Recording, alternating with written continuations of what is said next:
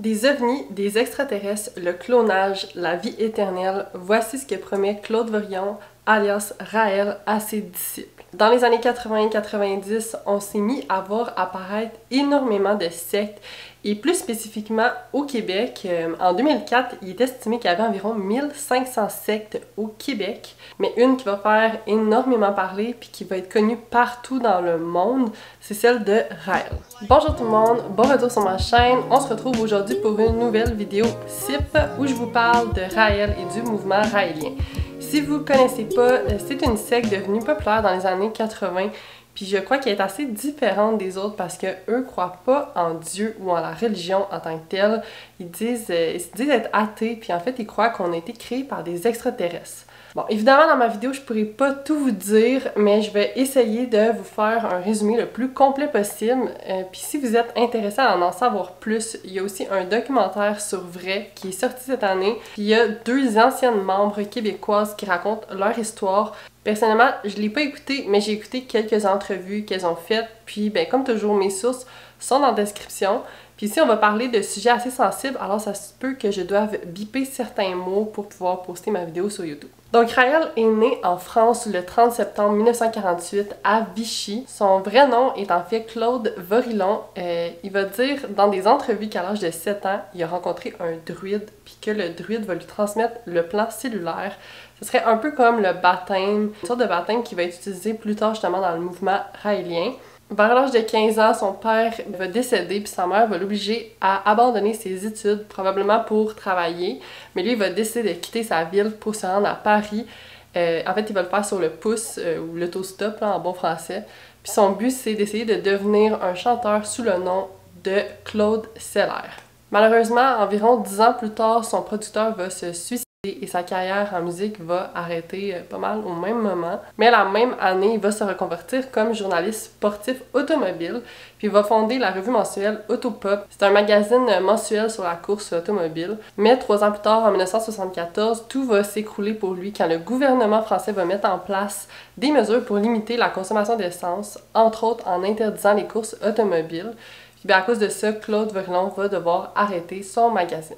Dans la même période, le 13 décembre 1973, Raël raconte avoir rencontré des extraterrestres nommés Elohim, dit avoir aperçu une soucoupe volante atterrir devant lui, puis un extraterrestre serait sorti de la soucoupe puis lui aurait parlé en français. Il lui dit qu'il est venu pour le rencontrer puis lui donner un message qui aura pour mission de répondre dans tous les pays. Il dit qu'il les a rencontrés 6 jours de suite pendant des périodes de 1 heure à chaque fois à l'appui de la Solas, je sais pas si je le prononce bien, avant d'accepter, bref, la mission.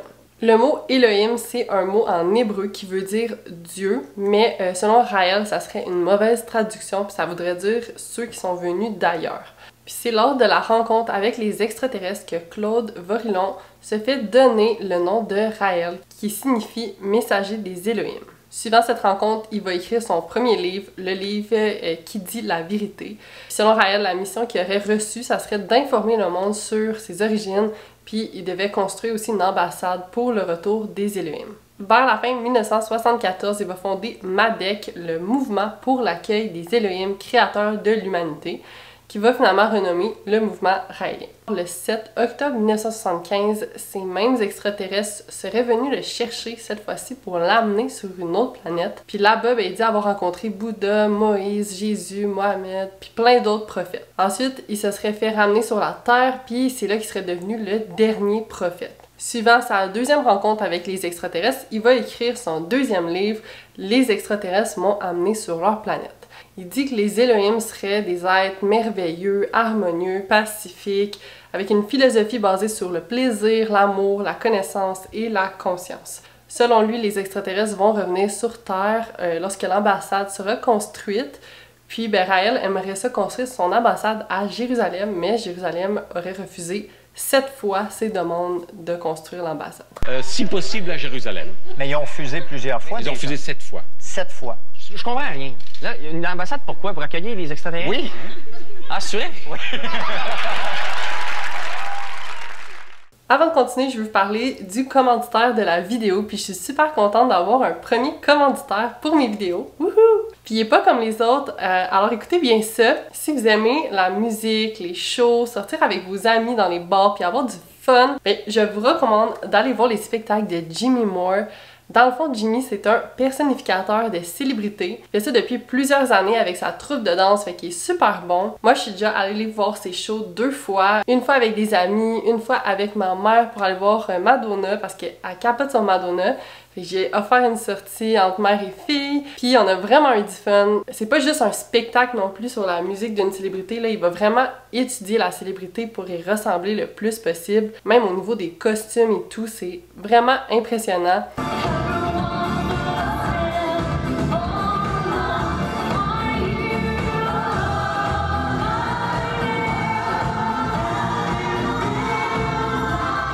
Tu peux même chanter dans la foule sur tes chansons préférées. Puis là, en plus, cette année, il fait beaucoup de shows de Céline Dion, entre autres. Puis vu que Céline, ben, elle a annulé tous ses spectacles cette année, c'est une super bonne alternative. Puis vous avez même 5$ de rabais avec mon code promo Coralie5. Fait que les billets vous reviennent à 25$. Il y a beaucoup de dates là en avril, comme le 8 avril, le 9, le 15, le 22 et le 29. Puis je vous mets le lien des shows en description avec mon code promo pour que vous puissiez aller voir ça.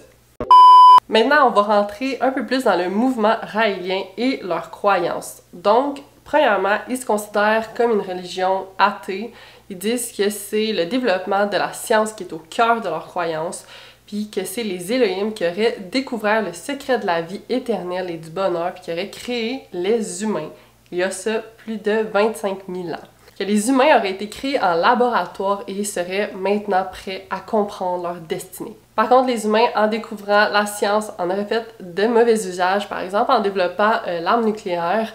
C'est ça qui aurait poussé les Elohim à envoyer un message à Raël pour sauver l'humanité. Le lien avec la bombe atomique, là, il est tellement fort que le calendrier raélien commence à la date du bombardement de Hiroshima le 6 août 1945.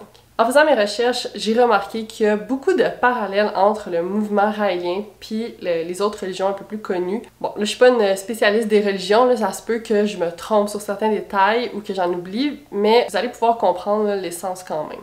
En fait, ce que j'ai pu lire, c'est comme si, selon eux, toutes les religions avaient comme mal compris le message. Vous allez comprendre. Fait que, selon le mouvement raélien, la Terre était à l'origine sans vie, avec des gros nuages épais, des océans, mais les Elohim sont venus, ils ont séparé les nuages, ils ont exposé les océans à la lumière du soleil, puis ils ont construit les continents et synthétisé un écosystème. Je sais pas pour vous, mais ça me fait pas mal penser à la création du monde en 7 jours qu'on retrouve dans la Bible, mais selon eux, tout ça aurait été fait par les extraterrestres grâce à des technologies scientifiques super avancées. Et même, ils disent que, en fait, tous les prophètes qu'il y aurait eu sur Terre auraient été envoyés par les Elohim, mais que le message aurait été mal compris et déformé par les humains. Puis là, je vais partager d'autres exemples de comparaison là, entre des scènes de religion qui auraient été comme déformées. Par exemple, le jardin d'Éden avec Adam et Ève, ben, ça serait en fait un laboratoire, le laboratoire qui aurait été utilisé pour créer les humains.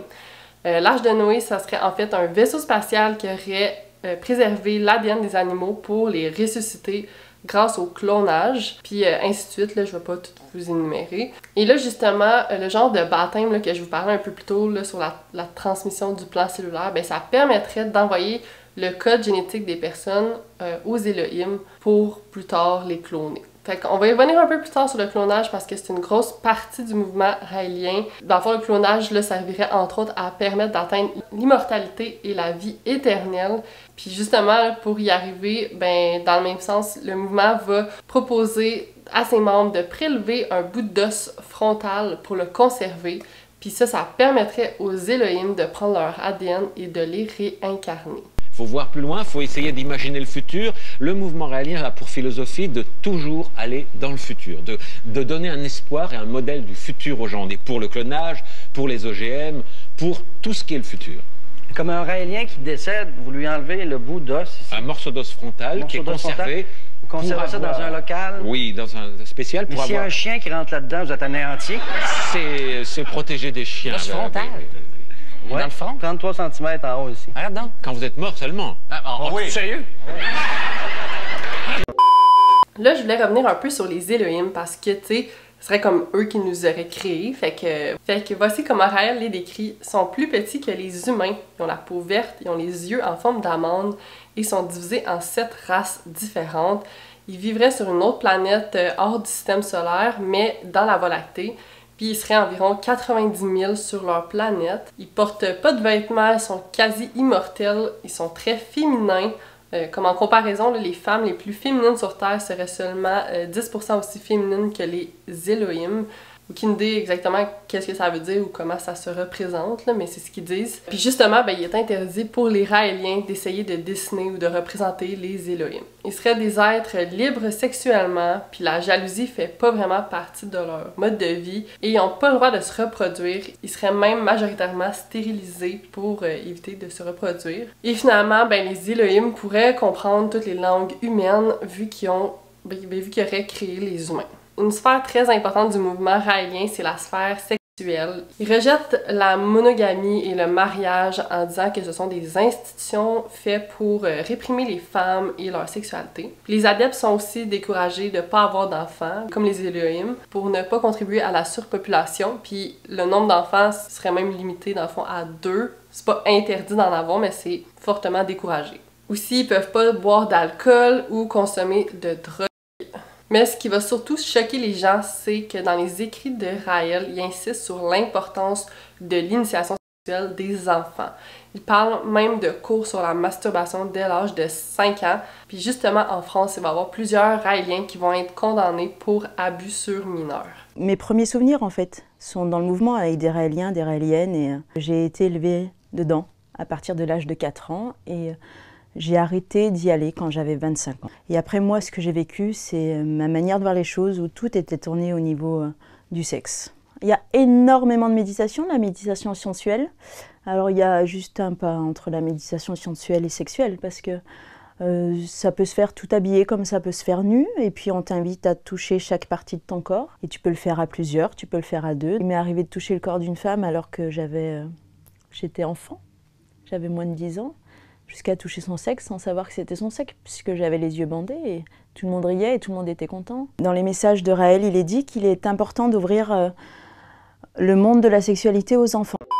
Avant de continuer, n'oubliez pas de liker la vidéo, de vous abonner. Vous pouvez aussi me suivre à coralie.saint-georges sur TikTok et Instagram pour plus en connaître sur moi. Puis dites-moi en commentaire ce que vous pensez de tout ce que je vous parle aujourd'hui sur le mouvement raélien. Je suis curieuse d'avoir votre opinion. Est-ce que vous connaissez des gens qui ont fait partie de ce mouvement-là qui a été super populaire au Québec? Bon, maintenant qu'on a mis un peu plus en contexte c'est quoi le mouvement raélien, on va entrer un peu plus dans la chronologie des événements depuis la création du mouvement. Fait que comme je disais, Raël vient de la France, donc son mouvement a commencé là, mais rapidement il s'est tourné vers le Québec pour agrandir son cercle d'adeptes. Fait que de 1976 à 1979, il va réussir à recruter environ 2500 adeptes au Québec et environ 2000 en Europe. En 1979, la cotisation annuelle d'un membre de la secte va être fixée à 250 $. Puis ça équivaudrait à environ 1000 $ en dollars d'aujourd'hui. Fait que c'est comme si ça coûterait 1000 $ aujourd'hui. Puis au nombre d'adeptes qu'il y avait, ça a donné un revenu d'environ plus d'1 million de $. Qui en dollars d'aujourd'hui équivaudrait à 4 millions de $. En 1992, Raël va acheter un terrain de 115 hectares près de Valcourt au Québec, puis la propriété va s'appeler le Jardin du Prophète. Puis le plan, en fait, ça serait de s'établir là, de construire un musée de l'ufologie, donc un peu tout ce qui a rapport aux ovnis. Puis ils vont aussi utiliser le terrain comme camping, ils vont se regrouper, même des fois jusqu'à être 500 personnes pour faire des séminaires de méditation sensuelle, comme je parlais tantôt. Puis le but, c'est de transformer le terrain en refuge permanent pour les Raéliens. En 1995, la secte dit avoir au total 32 000 membres répartis dans une quarantaine de pays. Mais ça, on va revenir un peu sur les chiffres plus tard. Puis la même année, en 1995, la France va classer le mouvement raélien comme une secte. 2 ans plus tard, en 1997, il y a 2 grosses choses qui vont se passer. Le musée UFO Land va officiellement ouvrir au public et aura pour but d'amasser de l'argent pour la construction de l'ambassade des Elohim. Puis la même année, Raël va fonder la fondation Clone Aid, qui se décrit comme une société de clonage humain.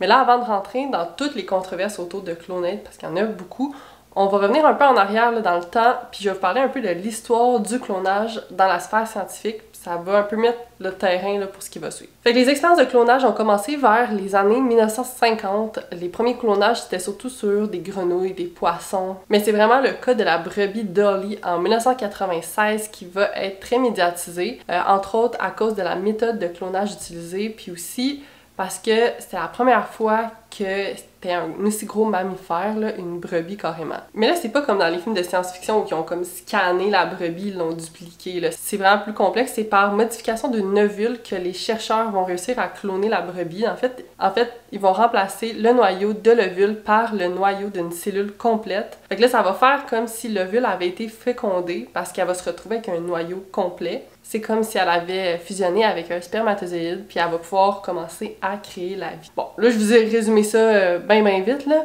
mais ils vont devoir faire ça 277 fois, puis sur les 277 fois, il va y avoir seulement 30 embryons qui vont se créer, puis de ces 30 embryons-là, il va y avoir seulement un qui va se développer au complet, puis qu'ils vont appeler Dolly. Fait que c'est un processus super compliqué, puis pas facile d'arriver à un résultat. Puis on considère que c'est du clonage, là, ce qui a été fait à Dolly, parce qu'elle va avoir exactement le même ADN que Jenny's, une autre brebis, que justement c'est elle qu'on a pris l'ADN puis qu'on l'a cloné. Mais c'est important de dire que c'est pas parce que les deux ont le même ADN qu'ils sont identiques, c'est un peu le même principe que des jumeaux identiques. Ils sont pas des copies conformes, même s'ils ont le même ADN. C'est donc l'année suivant l'annonce de Dolly que Raël va fonder Clonaid aux Bahamas, un endroit reconnu pour les paradis fiscaux, dans le but de réaliser le clonage humain. C'est Brigitte Boisselier qui va devenir la présidente de la compagnie. Elle, c'est une chimiste, disciple de Raël, mais elle n'a aucune expérience en clonage, en médecine ou en biologie. Puis ce que Brigitte dit, c'est que le clonage est pour eux une manière d'atteindre une forme de vie éternelle parce qu'en reproduisant la cartographie d'un cerveau, ils vont pouvoir transférer une personnalité dans un nouveau corps. Fait que c'est ça leur but, dans le fond, c'est de cloner l'humain, puis ensuite de transférer la personnalité d'un corps à l'autre. En 1998, Raël va mettre en place l'Ordre des Anges dans son mouvement, puis cet ordre-là sera ouvert uniquement aux femmes. Le concept, c'est que les femmes dans cet ordre sont les seules permises à entrer en contact avec les Elohim lorsqu'ils arriveraient sur Terre. L'ordre est divisé en 3 catégories, les plumes blanches, roses et les cordons dorés. Fait que les anges aux plumes blanches, eux, ils peuvent avoir des amants humains, mais leur rôle, c'est de recruter plus de femmes dans le mouvement. Les anges aux plumes roses, eux, c'est des femmes choisies. Elles doivent vivre séquestrées dans le jardin des prophètes, puis doivent réserver leur sexualité aux Elohim. Puis finalement, les anges aux cordons dorés, eux, sont choisis par Raël pour leur beauté physique. Ils vont être les premières femmes à approcher les Elohim lorsqu'ils arriveront sur Terre. Puis ben, les anges roses et dorés peuvent avoir du plaisir sexuel seul, avec d'autres anges ou avec Raël. Et il y a également l'ordre des anges, qui est ouvert uniquement aux femmes. Dans cet ordre des anges, il y a également une structure. Il y a des femmes qui ont des cordons dorés. Il y avait moi et d'autres, on était quelques-unes, plumes roses, cordons dorés, c'est-à-dire que je n'avais le droit d'avoir des rapports qu'avec lui et avec les Elohim quand ils viendront sur Terre. Physiquement, il me dégoûtait. Mais il fallait passer outre. Il me disait, mais Lydia, il faut que tu fasses un travail sur toi, tu te rends compte, tu vas me donner du plaisir et tu donnes du plaisir à l'humanité en faisant ça. Donc j'avais une mission, quoi. Et là, c'est pas un titre intemporel. Les anges aux cordons dorés peuvent être destitués si elles sont rendues trop vieilles à cause que leur beauté naturelle ne serait plus appropriée pour les Elohim. On va découvrir plus tard par des témoignages d'anciennes adeptes du mouvement que les femmes dans l'ordre des anges étaient fortement encouragées à être danseuses nues et même à se prostituer. Sinon, j'ai aussi appris dans mes recherches qu'il y avait un ordre des chérubins, puis ça serait un ordre de filles mineures qui deviendraient éventuellement des anges à leur tour. J'ai vraiment pas trouvé beaucoup d'infos à ce sujet-là. J'ai juste vu comme un site en parler. Dans une entrevue, il y en a quelqu'un qui en a parlé. Mais en gros, ce que j'ai compris, c'est que c'est des jeunes filles qui auraient moins de 14 ans. Puis ça serait comme une formation pour les plus jeunes avant de devenir des anges. Et ils pourraient en fait devenir des anges dès l'âge de 15 ans et faire dans le fond tout ce que je viens de vous dire, donc possiblement être dans des relations intimes avec Raël à partir de 15 ans. La même année, des membres du mouvement raélien sont allés distribuer des condoms à des jeunes du secondaire. Puis le directeur de l'école avait peur là, que ce soit une méthode pour essayer de recruter des jeunes, entre autres parce que les condoms avaient été remis avec le numéro de téléphone de l'agence raélienne. Comme j'ai dit plus tôt, il va y avoir des procès contre des membres raéliens pour abus sur mineurs. Puis bien, suivant ça, le mouvement raélien va communiquer en 2001 être contre toute forme de pratique sexuelle impliquant des enfants. Et il va dire prôner le sexe consentant. Mais la même année, Raël, qui est alors âgé de 55 ans, va partir en recrutement en Asie, puis il va faire des séminaires là-bas et il va se marier avec une étudiante ballerine de 16 ans. Puis je vous rappelle que, normalement, ils sont contre le mariage, mais dans ce cas-ci, Raël va l'expliquer en disant que c'était pour lui permettre de traverser les frontières avec elle parce qu'il se faisait toujours questionner par les douanes, probablement parce qu'elle était mineure. Puis peu de temps après, ils vont se divorcer, mais ils vont rester un couple. Cette même année, ça va aussi être l'année de la fermeture de UFO Land au public à cause de problèmes financiers. Le site va devenir un camping et les objets anciennement appartenant au mouvement raélien vont être mis en vente sur Kijiji, dont la soucoupe volante qui était là sur le site. Puis en fin d'année, en décembre 2002, il va y avoir une grosse annonce qui va faire le tour du monde. Clone8 va annoncer avoir réussi à cloner le premier bébé. Le bébé s'appellerait Eve. Il y a une vidéo puis des preuves qui devaient être partagées, mais finalement, il n'y a aucune preuve de l'existence de l'enfant qui va être communiquée. Mais grâce à l'annonce, beaucoup de gens vont se mettre à parler de la secte et c'est ça, ça va donner un gros coup de publicité. Il y a plusieurs médias qui vont se remettre en question aussi d'avoir donné une aussi grosse tribune à une secte pour rien finalement. Puis Raël, lui, justifie de ne pas avoir fourni de preuves pour protéger l'enfant. Mais ça va quand même avoir joué contre lui au final parce que, puisque le mouvement va jamais avoir été capable de prouver que le clone existe, il n'y a aucun scientifique qui va avoir cru à l'annonce, puis beaucoup d'adeptes vont finalement quitter le mouvement, ils vont se sentir victimes d'une manipulation médiatique, tout ça dans le but de faire de l'argent. Ce qui est intéressant, c'est que dans un témoignage d'une ancienne membre nommée Sylvie, elle, ce qu'elle va dire, c'est « Un mois avant l'annonce, j'ai su que ce n'était pas vrai.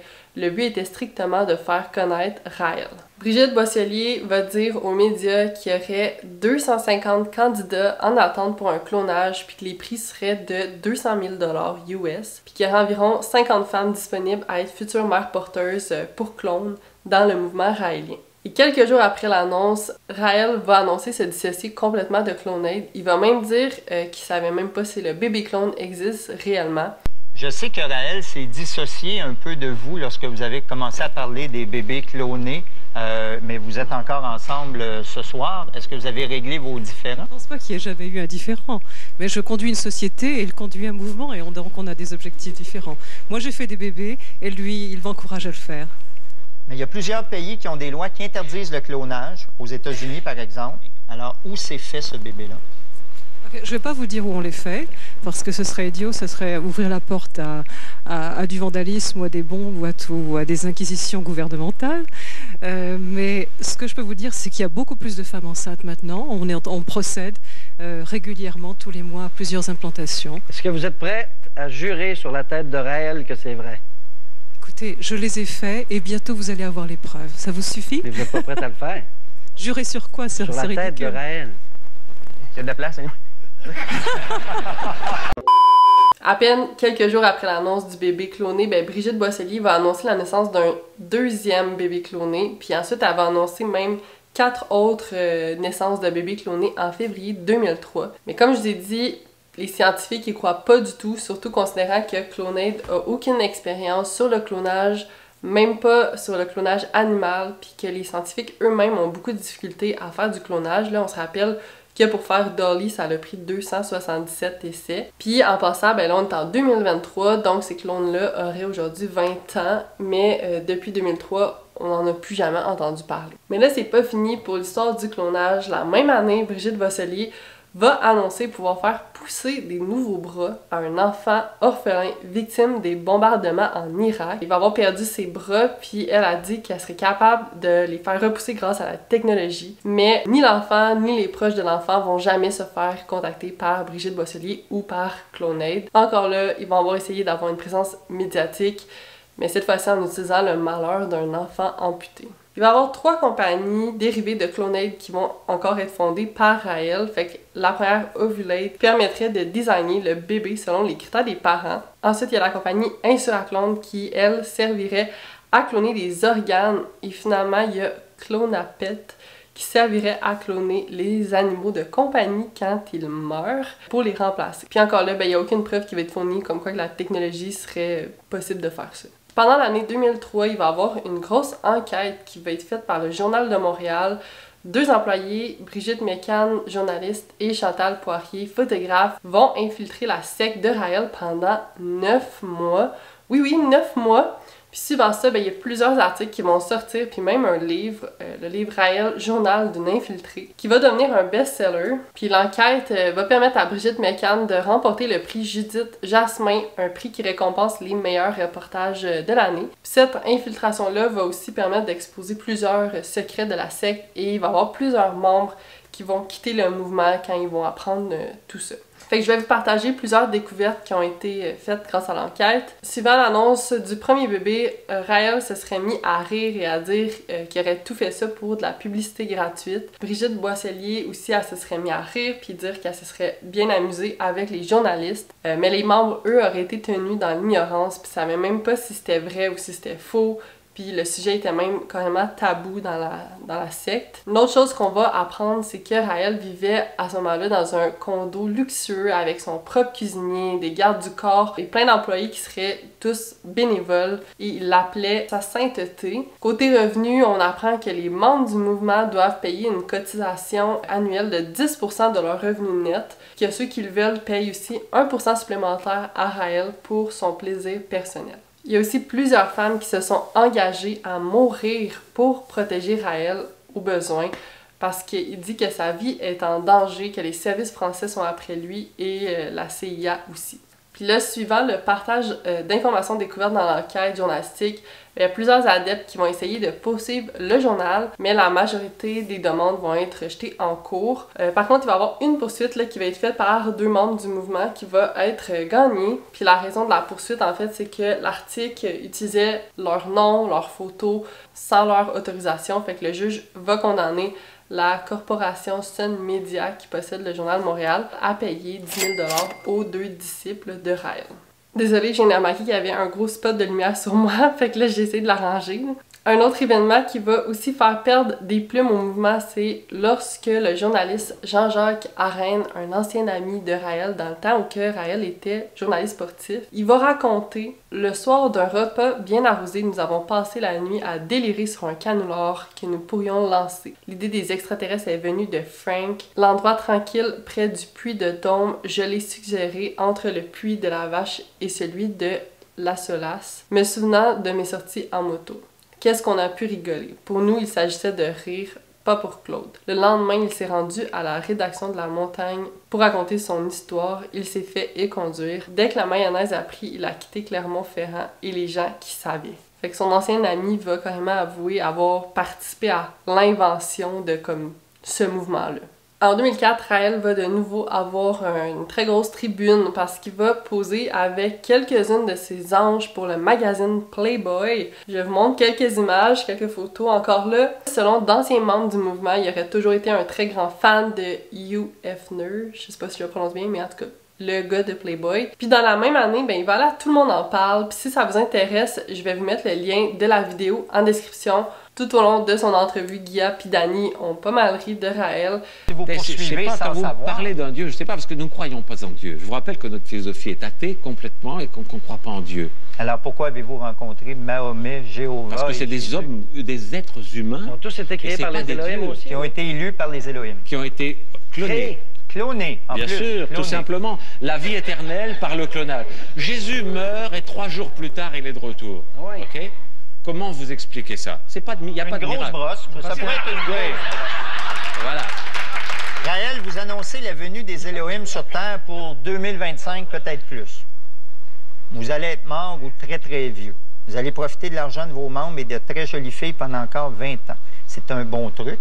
Ce genre de questions, c'est de la manipulation. Mais non, vous prédisez que les extraterrestres que vous avez vus en 1973 vont revenir après votre mort. Puis à la fin, il y a le caricaturiste Serge Chapelot qui va entrer dans le décor. Ça va devenir super tendu entre lui et Raël, jusqu'au point où Raël va carrément quitter le plateau. Je vous montre un extrait. Excuse-moi, madame, mais Claude, this is a joke. C'est probablement un vieux cliché, un vieux rêve de l'homme de sauter plein de pitons en même temps, mais s'il faut avoir le saut de patoc, moi j'oublie ça. Les gens incorrects, je les méprise. OK, alors, par là-bas. Alors, comme vous êtes gentil, vous ne me touchez pas. Mais là, vous me touchez, là. Oui, parce que si vous me touchez, je vous touche aussi. Oh, wow! Ah oui, je vous toucherai aussi, moi, par exemple. C'est cute. Est-ce que je peux la garder? Ah, ben, on vous la donne. Eh bien, je vais même partir avec. Ah, c'est... Elle est à vous, vous pouvez même partir. Oui, voilà.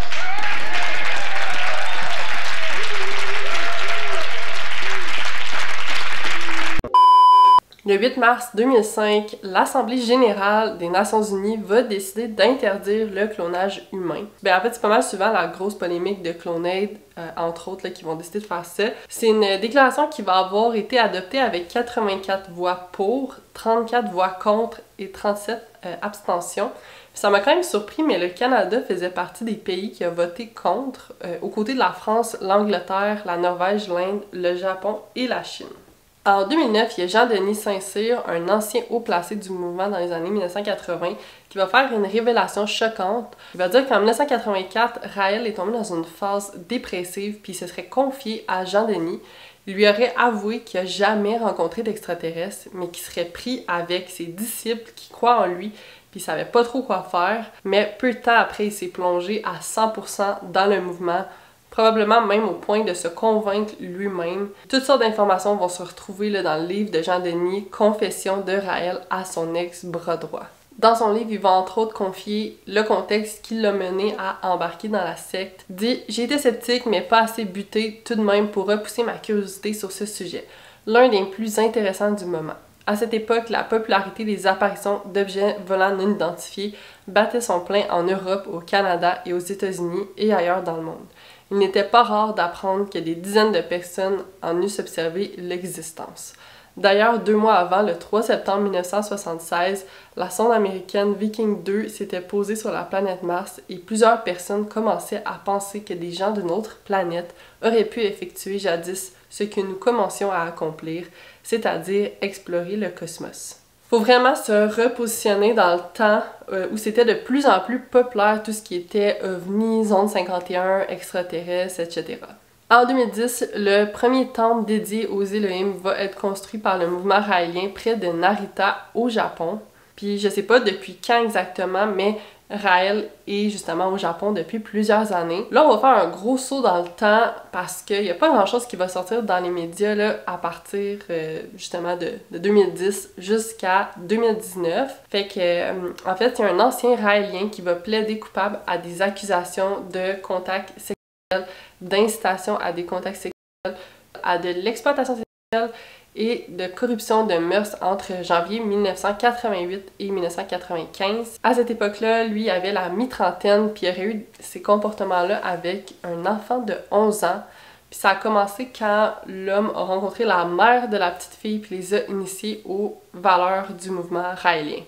Je vais vous passer les détails, mais on parle d'attouchement jusqu'à une relation complète. Le procureur va dire « Une partie des gestes ont été commises alors qu'il y avait un contexte de confiance et d'autorité et toujours avec comme toile de fond les valeurs du mouvement raélien. » On va apprendre que l'homme a quitté la secte dans les années qui ont suivi les agressions. Lui, ce qu'il va dire, c'est « Je suis allé jusqu'à Miami derrière les rideaux de ce mouvement pour comprendre. J'ai eu droit à un lavage de cerveau. Ça m'a pris 2 ans pour m'en remettre. J'ai perdu mes amis, mes relations. J'en suis sortie, mais mon frère y est toujours. J'essaye de l'aider. » Si j'ai plaidé non coupable, c'est que je voulais avoir l'occasion de m'expliquer et d'expliquer ce qui s'est passé. J'espère que la victime pourra soigner ses plaies pour tout le mal que j'ai pu lui faire. Aujourd'hui, Raël vit au Japon avec quelques disciples. Selon le mouvement raélien, il y aurait des adeptes dans 120 pays, puis il compterait environ 100 000 membres.